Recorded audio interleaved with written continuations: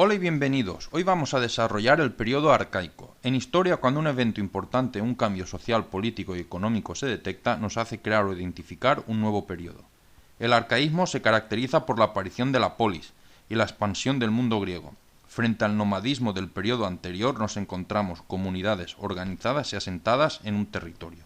La historia occidental, nuestra historia, comienza aquí. El arcaísmo va desde los primeros Juegos Olímpicos y la escritura de los poemas homéricos hasta el 500 o 480 a.C., el tiempo de Leónidas y sus 300. Es a finales de la Edad Oscura cuando el alfabeto fenicio es adaptado y controlado, lo que permite escribir la poesía homérica. Es una escritura diferente del lineal B micénico. Aparecen los primeros Juegos Olímpicos, cuyo origen lo encontramos en los Juegos Agonales, donde el aristócrata compite para defender su honra y la del clan o tribu a la que pertenece. Los Juegos Olímpicos son importantísimos.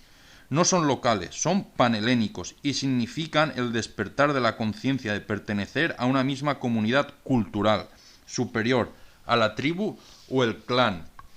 Un evento donde los aristois pueden competir entre ellos, pero representando a la polis y contribuyendo a la fama de la polis a la vez que contribuyen a la fama de su propia familia. Junto a este panhelenismo, en algún punto entre 800 a.C. y el 700 a.C., la polis griega nació. No tenemos una fecha concreta y se desarrolló a la vez que la falange hoplítica, de la cual hablaremos en el siguiente vídeo. Analicemos la polis. La crisis de la monarquía supuso el nacimiento de la polis, la principal característica de la civilización griega. No hay un modelo único de polis, no hay una uniformidad cultural, política o económica, pero hay una claridad absoluta en su significado y estructura. Se trata de una comunidad humana. No era Atenas, Esparta o Corinto las que decidían, eran los atenienses, los espartanos o los corintios. El origen de la polis está en las relaciones de senia entre los basileus y los aristoi de diferentes territorios. A saber, estos líderes locales desarrollaban las relaciones de senia y las potenciaban mediante matrimonios, y los herederos controlaron los territorios, los demos o las aldeas del padre más aquellas de la madre. También es posible que los distintos demos se unieran entre sí para poder defenderse mejor. Sea como fuere, este proceso de sinecismo de los demos dio lugar a la polis. Observemos Esparta. Esparta tenía 5 éforos, un éforo por cada demo que la formaba. Además, la orografía impidió la creación de grandes estados. Dicho esto, el mundo griego era un mundo de ciudades, y la polis estaba compuesta por el núcleo urbano, el cual se conocía como Asti, y el territorio circundante, que se conocía con el nombre de Cora. En la Asti, en el núcleo urbano, se encontraban las instituciones políticas, como el consejo, las religiosas, como el templo, y las económicas, como el ágora. Las ciudades-estado griegas solían tener una extensión no superior a los 80 kilómetros cuadrados. Socialmente, los ciudadanos, los politai, son el elemento clave, lo que marca la diferencia entre Occidente y las civilizaciones orientales. Ciudadanos frente a súbditos y, en definitiva, griegos frente a bárbaros. Ciudadanos son los varones mayores de edad, y la mayoría de edad la establece cada polis. En el arcaísmo, el requisito de acceso a la ciudadanía es la posesión de tierras, pero luego se abrió a grupos no propietarios de tierras. Desde Homero a Pisístrato, la sociedad griega cambió, como veremos. En la cúspide estaban los aristoi, los nobles, descendientes de héroes como los eupátridas, en Atenas, de buen origen, y se asociaban con Teseo. En Esparta, Agíadas y Oripóntidas se asociaban con Hércules. A continuación, encontramos los ciudadanos ricos, los agazoi, los buenos. Encontramos después a los artesanos, los demiurgoi, campesinos con tierra, y los braceros, los cetes. Son ciudadanos pobres pero con derechos cívicos. Fuera del sistema están extranjeros y esclavos. Las mujeres no participan en política, pero son ciudadanas. Como veremos en los siguientes vídeos, cuando hablemos de Esparta, hablaremos de la mujer en el mundo griego. Políticamente se conservan las estructuras de la Edad Oscura, la asamblea, consejo y el basileus es sustituido por los magistrados. Desarrollaremos estas ideas en los siguientes vídeos, cuando hablemos del desarrollo de Esparta y de Atenas. La asamblea está formada por todos los ciudadanos, la cual vota las leyes o las elabora. El consejo está compuesto por los agazoi, que actúa como un senado que filtra y controla la asamblea. Y por último encontramos los magistrados. En Atenas el arconte epónimo es el poder ejecutivo, el arconte polemarco es el líder militar y el arconte basileus es el encargado del culto religioso, de vincular la comunidad con los dioses. ¿Qué encontramos aquí? Que las magistraturas, los magistrados han sustituido al rey y estas magistraturas en el arcaísmo eran ejercidas por los aristoi. Tanto la polis arcaica como la clásica se basarán en los lazos gentilicios para encuadrar a los ciudadanos y organizarse, como veremos en los siguientes vídeos. Estoy haciendo referencia a los siguientes vídeos porque estos elementos que estoy introduciendo van a ser claves, como veréis. Todo ciudadano pertenecía a un clan, o genos, y una tribu. A los que no se encuadraban en estas estructuras se les incluía en las fratrías, y cada fratría se asociaba a una tribu. Finalmente, varias fratrías podían formar una tribu. Así pues, la ciudadanía era independiente del nivel de riqueza. En este periodo, en teoría, se asumen unos niveles básicos de igualdad legal, especialmente un trato justo ante la ley y el derecho de hablar ante la asamblea. Y también, como hemos visto, junto a las instituciones ciudadanas se mantienen estructuras que hacen referencia al sangre y al parentesco. Todas estas las instituciones cívicas, estas instituciones de sangre, de parentesco, convivirán e incluso chocarán durante el clasicismo.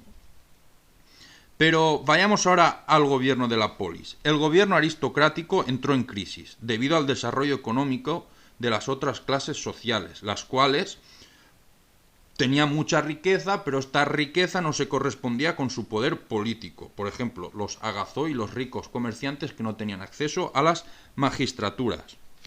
Junto a esto, la producción agraria no era suficiente para atender el aumento demográfico. Junto a la ausencia de mejoras técnicas, no se pudo aumentar la productividad, por lo que acentuaba esta mala situación agraria. El problema se complica por el mal reparto de la tierra, la cual es acaparada por los nobles. Si recordáis la geografía griega, estoy haciendo muchas referencias a la geografía. La geografía determina la historia de un territorio, como estamos viendo aquí. Grecia es un país montañoso, con pocas tierras cultivables, así que la tierra está bastante codiciada. Las personas que no pudieron acceder a la tierra se dedicaron al comercio o la artesanía. Los propietarios pobres con tierra se endeudaban con los terratenientes, que cuando no pudieron pagar las deudas por las malas cosechas, perdieron sus tierras e incluso se convirtieron en esclavos. Es el fenómeno conocido en el mundo griego como la estecnocoria, la falta de tierras, el deseo de tierras. Los aristois controlan las leyes y el consejo, por lo que sus sentencias y fallos siempre les beneficia. Y para complicar el problema se añade la importancia adquirida por los hoplitas, el pueblo que defiende la polis, por lo que el poder absoluto de los nobles es injustificado. Hablaremos de la reforma hoplítica en el siguiente vídeo. Es importante y por eso he decidido dedicarle un vídeo. Y también hay que tener el cambio cultural, la introducción de la escritura. El uso de la escritura permitió que la ley hasta ahora no escrita... Esparta, hay que decir, Esparta mantuvo una constitución no escrita en el periodo clásico. La ley hasta ahora no escrita pasa a ser escrita, lo que permite que fuera interpretada no solo por los nobles, sino por el pueblo también, Como veremos, las leyes se publicaban en el ágora, en un lugar destacado de la polis. Así pues, la situación es la siguiente. Resumiendo, una aristocracia que no quiere compartir el poder, unas clases comerciantes con riquezas pero sin poder y que quieren acceder a las magistraturas, y unos campesinos que, a pesar de participar militarmente en la defensa de la polis, ven que cada día su situación es peor. Conclusión, inestabilidad y guerras civiles. Los griegos lo llamaron éstasis. La éstasis se acabó mediante las reformas políticas que el sistema necesitaba. ¿Y quién hizo estas reformas? Los tiranos, que no son necesariamente malos tipos, como veremos en los casos de Atenas y Corinto. Y mediante las colonizaciones, tiranos y colonizaciones, con esto solucionaron los problemas. Mediante las colonizaciones, de las cuales vamos a hablar a continuación. Toda colonización era fruto de una decisión política, o al menos del grupo dirigente en la polis, que vio en la colonización una solución a los problemas internos, una solución a la éstasis. También era producto del deseo de los griegos de encontrar un nuevo mundo en donde empezar de cero. Un grupo de hombres dirigidos por el Oikistés pacta con el gobierno de la polis, la ayuda que recibirán y las consecuencias de no llevar a cabo lo pactado. Por ejemplo, si no cumplen lo pactado y regresan a la polis, pueden ser ejecutados, sus familias pueden ser expropiadas. El jefe de la expedición, el Oikistés, previa consulta al oráculo de Delfos y obtenida la necesaria sanción religiosa, se hace a la mar. El Oikistés lleva la llama del templo de la ciudad madre, consagra la ciudad a la divinidad Políada de la ciudad madre y procede al reparto de la tierra. El Oikistés solía tener un origen aristocrático, y la expedición contaba entre 100 y 200 hombres. La nueva ciudad era totalmente independiente, los colonos perdían sus derechos en la ciudad de origen. Los lazos entre las colonias, que en griego se conocieron como apoikías, es decir, el hogar fuera del hogar, y la metrópoli eran de carácter moral y religioso. El Oikistés, a su muerte, podía recibir culto heroico. Antes de avanzar, veamos ejemplos. Siracusa fue fundada por Argías de Corinto, miembro de los Baquíadas, condenado por asesinato. Deshaciéndose de esta persona, la familia gana estabilidad. Táranto, fundada por los partenios, es decir, los hijos de las vírgenes. Mientras los soldados espartanos estaban guerreando con los mesenios, las espartanas estaban desatendidas, y pasó lo que pasó. Un gran número de bastardos vino al mundo, por lo que puso en peligro la estructura de la propiedad espartana. Era menester deshacerse de ellos. Dicearquía, fundada por samios en Isquia, en la bahía de Nápoles, significa la ciudad de la justicia, por lo que entendemos que es esto lo que no encontraban en Samos. Y por último, Cirene, en Libia. La expedición en un primer momento tuvo que regresar a Tera, de donde partió, y fueron recibidos a pedradas, por lo que tuvieron que volver a marchar. Esta vez fundaron Cirene, en el norte de África, en Libia, cuya principal riqueza fue el silfion, una especie de hinojo que para el siglo I después de Cristo estaba extinto. ¿Cómo estaría Tera para recibir a pedradas a la expedición malograda? Para hacernos una idea. Las colonizaciones no son un movimiento común y organizado, simplemente es la expansión del mundo griego como respuesta a los problemas internos, y el mar fue la vía de escape. Este proceso va de 750 a.C. a 550 a.C., con dos fases. La primera de 750 a 650. Esta fase se caracteriza por la colonización de Sicilia y el sur de Italia, el cual se conocerá con el nombre de Magna Grecia. Y la segunda fase de 650 a 550. En esta fase se fundan colonias en nuevas áreas, como es el norte de África y el Mar Negro, Cirene en Libia, Tomis en Rumanía y Bizancio en el Bósforo. Bizancio es la actual Estambul, Tomis es la actual Constanza. Y las colonias fundan otras colonias. Marsella fundará Emporión en Iberia. Hemos definido el término apoiquía, pero los griegos distingan también Emporio, literalmente mercado, un establecimiento de griegos junto a indígenas sin que haya un oikistés o una fecha fundacional en concreto. Este es el caso de Náucratis, en Egipto. Veamos otra diapositiva, muy similar. Los griegos no estaban solos en el Mediterráneo. En Italia las colonizaciones no fueron pacíficas. En Cuma y Córcega se enfrentaron a los etruscos. Aristodemo de Cumas los venció en el siglo VI a.C. en la batalla de Cumas, en Nápoles. En Sicilia se enfrentaron a los cartagineses, los cuales son los fenicios del norte de África y que controlaron el centro del Mediterráneo mediante una epicracia, es decir, un control económico y político más o menos suave sobre las antiguas colonias fenicias. ¿Y quiénes son los fenicios? Los fenicios, fenicio es el nombre que los griegos daban a los cananeos. Fenicio viene de foiniqué, rojo, púrpura, por los tintes con los que estas gentes comerciaban. Púnico es la latinización de foiniqué y es para referirse a los cartagineses. Los contactos con los cananeos, con Fenicia, cuyas principales ciudades fueron Tiro, Biblos y Sidón, databan de la Edad Oscura, si bien del bronce final. Eran pueblos que se conocían y ejercían gran influencia. Acordaros del alfabeto griego. No solo habían guerras entre ellos, también intercambios culturales y comerciales. Fenicia, y en concreto Tiro, siempre ha formado parte del mundo griego. Europa era una mujer fenicia, raptada por Zeus y madre del rey Minos de Creta. Los fenicios, al igual que los griegos, sufrían una geografía poco favorable a la expansión interior.